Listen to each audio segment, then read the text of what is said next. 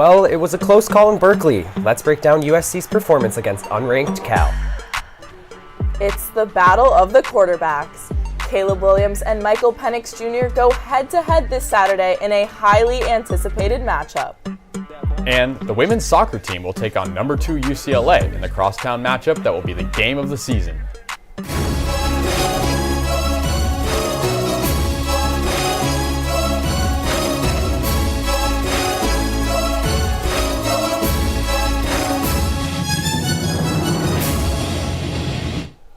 Welcome back to Sports Scene. I'm Pickle Coleman. I'm Casey Kasliner. And I'm Scott Hills.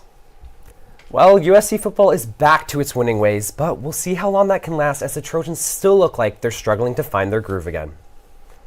The first edition of the college football playoff rankings were released late yesterday. USC is coming off the back of 3, arguably 4, poor performances, but managed to sneak into the rankings at 20th place. In addition to USC at 20, there are currently 5 other Pac-12 teams in the rankings. USC will face 3 of them in the coming weeks.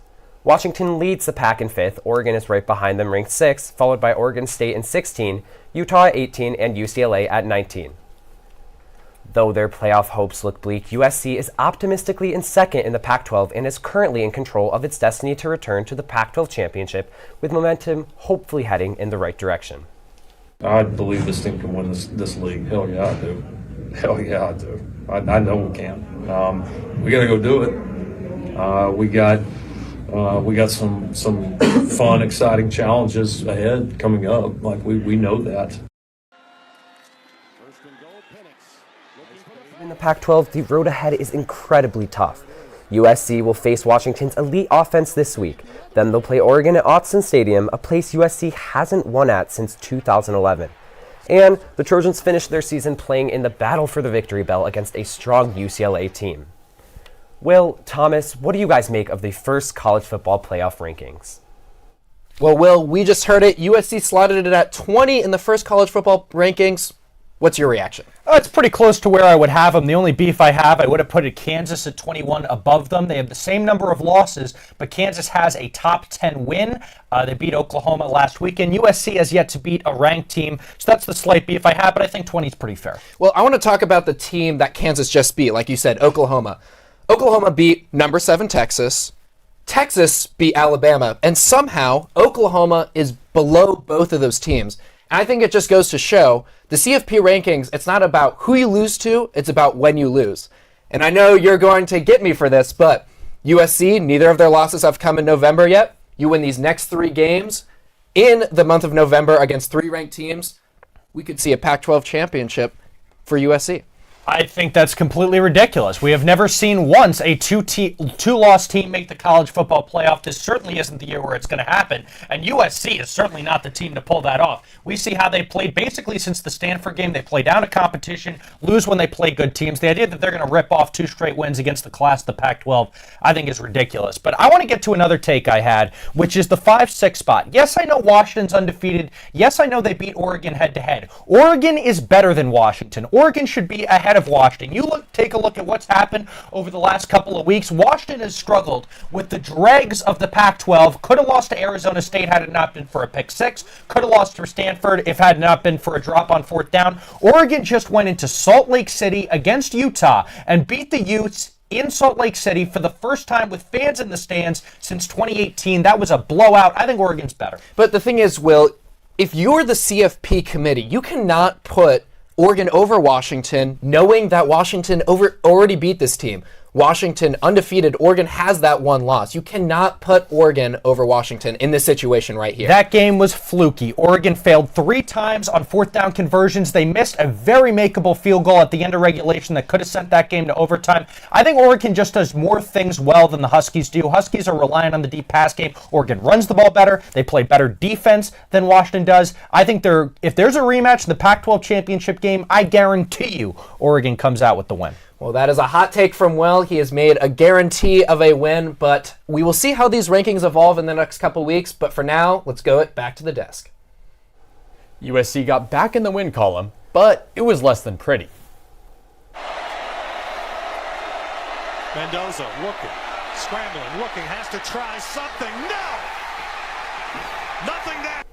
It took a Jalen Smith pass deflection on a Cal 2-point conversion try to secure the game. USC was down 11 at halftime but scored 21 points in the fourth quarter to somehow come away with the victory.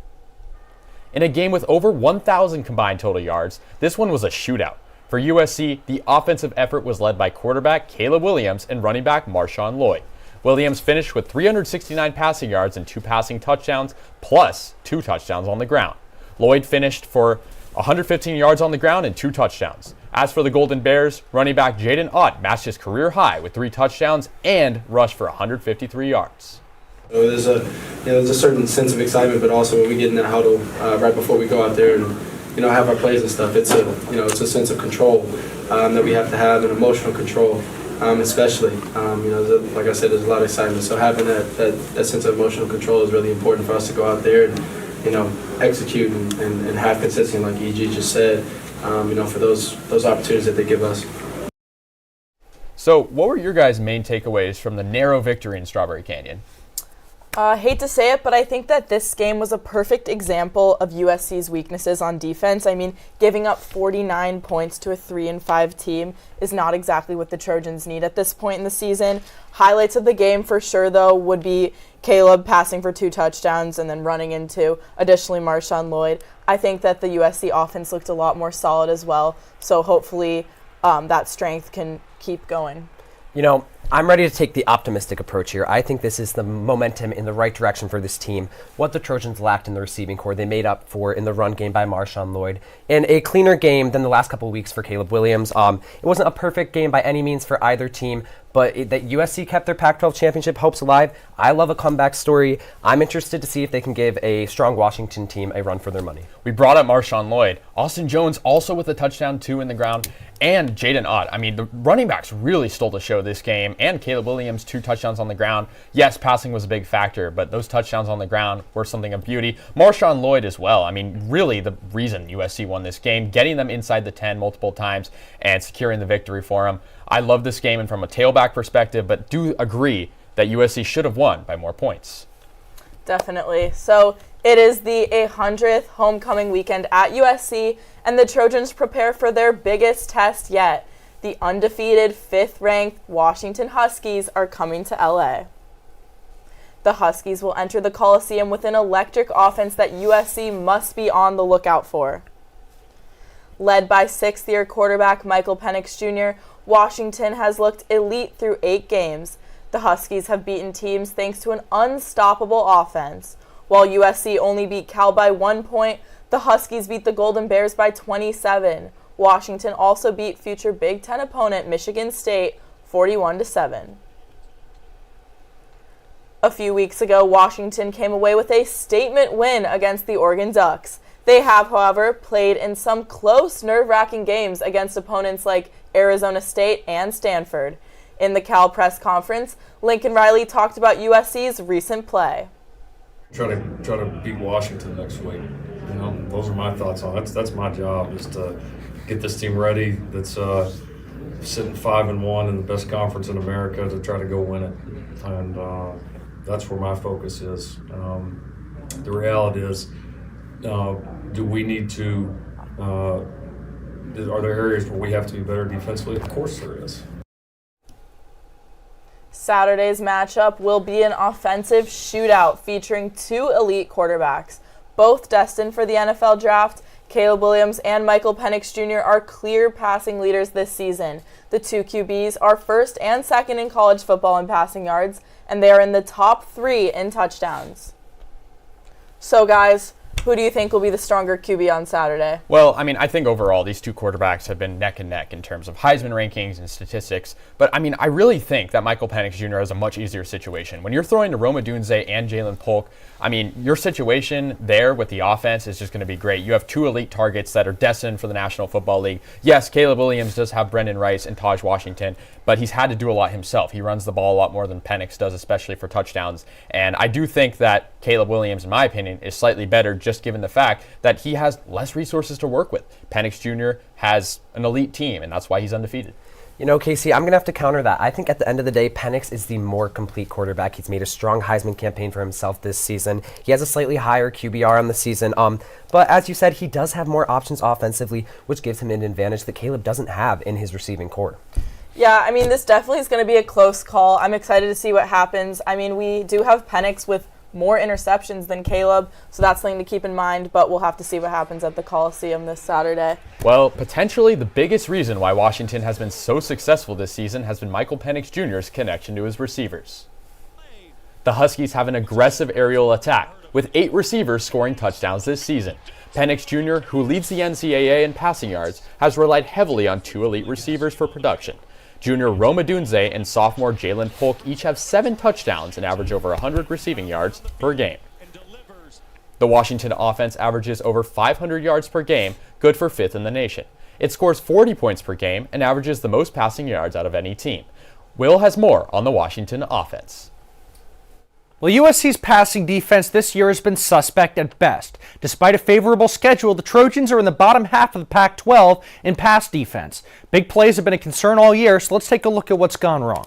We're going to start all the way back in the Colorado game, and what you see at the bottom of the screen is just a straight fly out with Omarion Miller. Shedeur going to throw it right down there off the bat, and you see he gets the inside position on the cornerback, and despite pass interference, he takes it down to the 15-yard line. Now from the Cal game in the low red zone, it's a quick back shoulder throw, fade route to the corner of the end zone, and you see just again inside position, good move on the ball, catching the cornerback flat-footed. It leads to a Cal touchdown. Washington is not the opponent that you want to face if you're weak in the secondary. This year, Michael Penix Jr.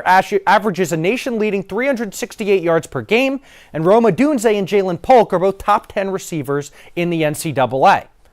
Here's what they've been able to do this year. So they're going to throw a fade route to the end zone here, and it's Polk able to come down with it. Next play, you're going to see, again, Penix just very quick trust to go back shoulder fade to the end zone. Another big catch for the Huskies that leads to a big touchdown against Stanford. Here's what the game on the line against Oregon. Again, Penix not afraid to toss the ball into double coverage there, knowing that the ball placement is everything. It's perfect in this scenario. It leads to another big catch for Jalen Polk. The bottom line is, if USC's secondary cannot figure it out fast, Washington's passing attack could be enough to score in the 50s, maybe even the 60s. So for more on what awaits the Trojans on Saturday, let's toss it back to the desk. Thanks, Will. Now it's time to take a closer look at who to look out for on this 5th-ranked Husky team. It is time to meet the opponent.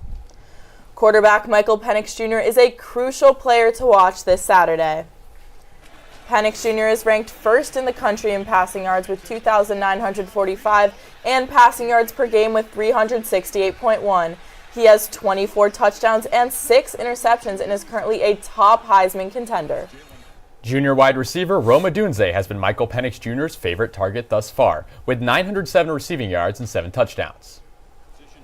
Odunze has proven himself as a consistent deep threat for Washington. He broke out last year with 1,145 yards and 7 touchdowns. This year, he continues to be a cornerstone of the Huskies offense and will look to help this Washington team go to the postseason.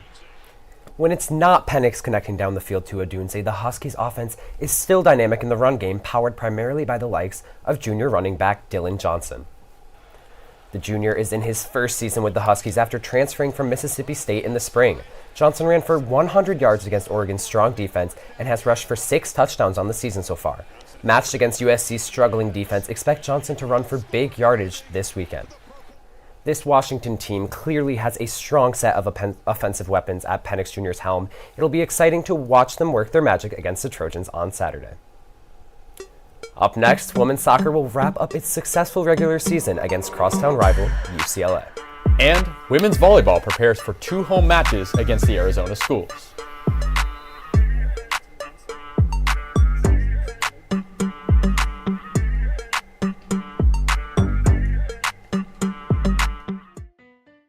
Let me tell you how we amplify our Latina voices. Check out Dímelo. We have it all. Deportes. Entertainment. Noticias. ¿Qué tal? Soy Mariela Gómez y bienvenidos a Dímelo Ahora. Radio and podcasting. comida y cultura. Digital social media. ¿A qué equipo le vas tú? LA Galaxy o LAFC? Dímelo is the only Latina-focused media outlet at USC. Dímelo, we have it all. Dímelo, we have it all.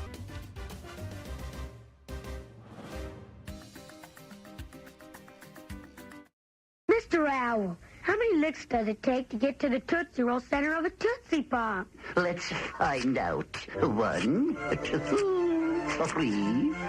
How many licks does it take to get to the center of a Tootsie Pop? The world may never know. There's a new pet. Chia. Chia Pet, the pottery that grows. It's fun and easy. Soak your chia, spread the seeds, keep it watered, and watch it grow. And now grow a whole collection of fun with Chia teddy bears, puppies, kittens, rams, bulls. There's even a chia tree to keep your pets company. Chia Pets and Trees, the pottery that grows. The Chia Pet and Chia Tree are available at Kmart, Rite Aid, Ames, and Woolworth. Makes a great gift. Welcome back to Sports Scene. Number 22 women's soccer got back to its winning ways on Sunday after a 2-0 win over Cal. They drew with then number 4 Stanford last week, with the victory over the Golden Bears snapping a 4-game winless streak. In what was the final home game of the regular season for USC, the Trojans got goals from freshman forward Maribel Flores and junior forward Izzy Kimberly. The Trojans shut out their opponent for the 9th time this season and improved their record to 10-3-3. The Trojans will now face the reigning national champions and currently second-ranked UCLA Bruins in Westwood in a highly anticipated matchup between these two ranked teams. The Bruins sit at 15-1-1 on the season, but UCLA has yet to face a real test other than their draw against number 4 Stanford, also last week. Junior defender Aoki has stepped up big in the last 2 weeks, as well as senior midfielder Michaela Rosenbaum. This is a composed, experienced team that will provide a big test for the Trojans on Friday. UCLA took home the Pac-12 soccer title after their tie against Stanford, but 3 Pac-12 teams are close in the national rankings looking ahead to the postseason. UCLA, Stanford, and USC make up the top 3 Pac-12 teams and sit respectively at 2nd, 3rd, and 22nd nationally. The game against the number 2 Bruins starts at 7 p.m. on Friday at Wallace Annenberg Stadium in Westwood. Let's now send it over to Crash, who was at USC's volleyball practice yesterday. This weekend, USC will welcome Arizona and 15th-ranked Arizona State to Galen Center for the final time as members of the Pac-12 Conference. Both the Wildcats and the Sun Devils are under new leadership, with Sharita Stebbs being promoted to head coach at Arizona and J.J. Van Niel now at the helm for ASU after previously serving as USC's associate head coach. In addition, former USC outside hitter Jordan Wilson will return to Galen for the first time since transferring to Arizona in June. The Trojans have to be disciplined with the serve-pass game and make sure that they take advantage of all their players' abilities to hit, most notably an outside hitter Skylar Fields and London Weejay. Both have won multiple Pac-12 weekly awards. USC also needs to take advantage of playing at home. They are 8-0 in Galen Center. I spoke with setter junior setter Mia Tuaniga yesterday about what it feels like to face Wilson and Van Niel. I'm gonna be honest, if you're not wearing an SC jersey right now, then I'm not paying attention to you. You know what I'm saying? Hey, much love to both of them. But when it comes to game time, hey, if you're not wearing an SC jersey, I'm not looking at you. Both Tuaniga and head coach Brad Keller hope to stay perfect at home. The Trojans look to avenge their loss to ASU earlier this season in Tempe and also to secure a season sweep over the Wildcats. And now let's send it back to the desk to talk about USC women's golf. USC women's golf played in the East Lake Cup tournament today, losing to Wake Forest 3-2. The match play tournament was a rematch of last year's national championship, in which USC also fell to the Demon Deacons 3-1. Bailey Shoemaker and Brianna Navarrosa won their matches by scores of 2-1 and 4-3 respectively, while Catherine Park, Amari Avery, and Cindy Koo each lost their matches. Men's golf also played this past week. They finished 9th at the Cal Poly Intercollegiate. Thomas, Will, let's hear which Trojans deserve the Trojan of the Week honor this week. Well, we have 2 football players today, one from women's soccer and one from Lincoln Riley's Trojans. Both of our Trojans were chosen for their offensive performances this past weekend. First up, Maribel Flores. The Trojans were on a 4-game winless streak heading into their penultimate regular season match of the year and needed an offensive punch to get them going. Who better than one of the best freshmen in the country? Flores scored a goal in the 14th minute of Cal's 2-0 win over Cal, breaking a USC goalless streak that lasted over 130 minutes of game time across 3 games. The freshman forward has found the back of the net 6 times this season and is tied for the USC team lead in goals. I'm going to the gridiron and taking running back Marshawn Lloyd. Lloyd led USC in all-purpose yards on Saturday with 188 and scored 2 touchdowns. He broke 2 big plays in the fourth quarter that led to scores in the late comeback effort. All right, so we went different sports this week. Why did you go with Flores? Well, the thing is, Flores has been an offensive powerhouse all season. I know it's Trojan of the Week, but she has been on fire all season. Before that 130-minute goalless streak without a goal, Flores was the goal at the beginning of that streak. So she's just been on fire for the Trojans all season. Well, look, it was a nice job by Flores to break that streak and find the back of the net. But in that game, USC won 2-0, which means they didn't actually need that goal to win the game. The Trojans football team needed Marshawn Lloyd to have the fourth quarter performance he did in order to get the victory. He had a 53-yard reception and a 56-yard run late in that game that led to 2 of the 3 touchdowns they got in the third quarter that actually allowed them to win. You brought up season stats. He leads the NCAA in yards per carry. He's been excellent all year long. I think he deserves it this week. But the thing is, Will, Lloyd had a fumble, and thankfully USC recovered this past weekend, but he had a fumble the week prior to that USC loss against Utah. They only lose by 1 possession. I think Flores has been a much more consistent player. And I know you said that they won by 2 goals, but Kimberly's goal was after Flores. Flores started the momentum for USC, scored the first goal. Without that first goal, you don't know how that game goes. What do they preach to these USC players? They tell you to fight on. Even after an early mistake with Lloyd and fumbling the week before, he was able to bounce back. He was at his best in the second half in the fourth quarter, had a very mediocre first half, yet finished with 6 yards per carry. That's a great, resilient effort by their running back. Well, 2 great choices for Trojan of the Week this week, but we'll move on. And after the break, the Clippers made a splash by acquiring a superstar. See who it is. And how will the trade affect the Clippers? We have the Lakers and Clippers season so far next on Sports Scene.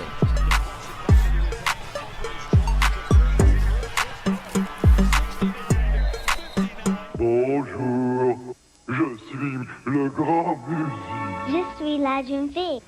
Yes, that's French they're speaking. And no, these children aren't French. They're American. And they've acquired their amazing new language skills from Muzzy, the remarkable new video language program for children developed by the British Broadcasting Corporation. With this unique BBC language course, children learn a second language with incredible ease.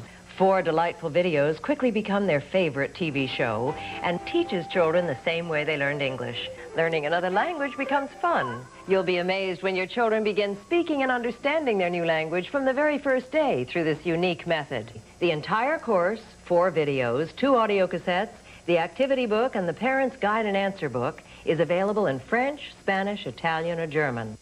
To order, use your credit card and call this number. We'll ship and charge you $28.08 a month for 6 months. Your satisfaction is guaranteed. Call 1-800-424-0700. Okay, this stuff is really amazing. I mean, I put it in my mouth and I taste watermelon, but it's not just that. I taste strawberry too, but it's kind of like a watermelon-y strawberry put together. Hey, hang on. Sorry about that. And the bubbles are really awesome. I mean, that's why they call it Max. I guess, obviously, that sort of makes sense once you think about it. Oh, I'm Dan, and that's Chuck. Hubba Max. A whole new kind of bubble. Hey! In the dead of night yesterday, James Harden finally got his wish as the Philadelphia 76ers traded him to the Los Angeles Clippers. Harden had been asking for a trade for months after publicly stating that Sixers president Daryl Morey was a liar. Harden said that he'd never play for Philadelphia again, and he was fined $100,000 for these statements. Harden had demanded a trade to the Clippers, and he'll now have his chance to play with Kawhi Leonard, Paul George, and Russell Westbrook. Along with Harden, the Clippers will get big man PJ Tucker and Filip Petrusev. The Sixers reel in a big catch with LA's 2028 first-round pick, 2 second-rounders, another first-rounder from the Thunder, as well as swapping first-round picks with the Clippers. This is a huge trade for both these teams. Who do you guys think is the winner of this trade, and how is Harden going to make an immediate impact? I think the Clippers are definitely the winner of this trade. I mean, Harden's a super strong player. He demanded to go back to his hometown of LA. This Clippers team has got 3 stars, arguably 4. So I say if this team stays healthy, he's definitely going to be a very valuable asset. I'm going to have to agree with you, Pickle. I think this is big for the Clippers. They're the winners in this trade. The Clippers are a team that haven't been able to put it all together the last few years, or really ever, but a veteran shooting guard in Harden might be the final piece of the puzzle for this team that had high hopes for a playoffs run coming into the season. I'm excited to see what they can do with Harden. Now, while I do agree, I do think that for Philadelphia, getting rid of Harden was a must, and doing that lifts some weight off their shoulders, right? We saw the same thing with Ben Simmons. Situation was not working out. My question is, Ben Simmons and James Harden, similar situations, not wanting to travel with the team or play for them. What's going on in Philly that we don't know about? That's a question that we really can't answer. But I do think, nonetheless, for the Clippers, they have a deep team right now. Terrence Mann, Norman Powell, Ivica Zubac, those are guys that go unnoticed sometimes. I think they're going to make impacts as well. And I think having Harden in that lineup is definitely going to give those guys time to rest and make the lineup overall better. For sure. I think it's going to be exciting to see how it plays out for both teams on each side of this trade. For sure. With the addition of Harden, the Clippers look to build on a successful start to the season. Currently, the Clips are 3-1, with their most recent win coming last night against the Orlando Magic. They won that one 118-102, coming off a 40-point blowout win Sunday against the San Antonio Spurs. The Lakers are off to a 2-2 start. They beat the Magic, but by 3 points. Their other win came against the Suns, with losses coming from the Nuggets and Kings. LeBron James and AD lead the charge for this LA team. The two LA teams will face each other for the first time this season tonight at 7 p.m. Harden will likely not yet be on the court. The NFL trade deadline was yesterday, and a few teams strengthened their defenses. The San Francisco 49ers acquired former number 2 overall pick Chase Young from the Commanders.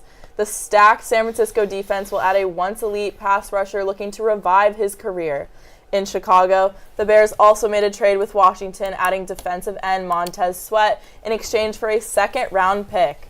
With 6.5 sacks so far, Sweat will start fresh with the Bears. And finally, the Seahawks brought in former Trojan Leonard Williams. As a veteran of the game, Williams will look to use his presence on Seattle's front seven. Neither LA team made any moves. Last week, we made our picks prior to the start of the World Series. Now through 4 games, Texas leads 3-1. The Rangers have utilized their electric offense in conjunction with a deep pitching roster to win games. In Game 4 in particular, Texas went up 10-0 to start the ballgame thanks to their hot bats. Marcus Semien totaled 5 RBIs in what would be a slugfest. History doesn't suggest that the D-backs can recover, and Game 5 could be the decider of their fate. The Rangers took a back-and-forth Game 1 in extra innings before dropping Game 2 to the Diamondbacks, where Arizona evened the series. Since then, though, it has been all Rangers. Texas took Games 3 and 4 and now stand just 1 win away from their first World Series title ever. So, through 4 games, what are your guys' main takeaways and reactions to the World Series this far? Well, it's my 3rd week in a row saying that the Rangers are winning it all. And my takeaways are that, Semien and Seager are really running this team. Right after hearing the news of Garcia and Scherzer being out for the rest of the World Series, they scored 10 runs. So I have a lot of hopes for the strength of this team. I was anti-Rangers the last 2 weeks, but Pickle, I think you've had it right from the get-go. This is a team that's up 3-1 in this series. After their big scoring game last night, I don't think a scrappy Diamondbacks team is going to be able to turn it around this late. I have to take the Rangers in this sadly one-sided battle. Go Rangers, I guess. Look, I would have really wanted a more competitive World Series. I love Game 7s, Game 6s. I don't think this one's going that far. I think the Rangers are going to take it in Game 5. But here's the thing. The Rangers are undefeated on the road this postseason. This is a historic team already in the making that is looking to add their names and etch themselves in MLB history. I'm loving the production from Marcus Semien, a guy that has really had a career on teams that haven't made it to this far in the World Series. And I really think that for Seager and the rest of the guys, this Texas bunch is offensively a powerhouse. They went up 10-0 yesterday, did allow 7 runs, which was kind of a weird game, but I do think that their pitching roster is going to get it done. The Diamondbacks really are not on the right side of history. 85% of teams down 3-1 in the World Series have fallen. But we saw it in 2016 with the Cubs. Miracles can happen. Don't count out the Diamondbacks just yet. However, I think they're done, and I think the Snakes are dead. We'll have to see. Well, thanks everybody for watching Sports Scene. For everyone at Annenberg Media, I'm Casey Kasliner. I'm Scott Hills. And I'm Pickle Coleman. Have a great rest of your week, and as always, fight on.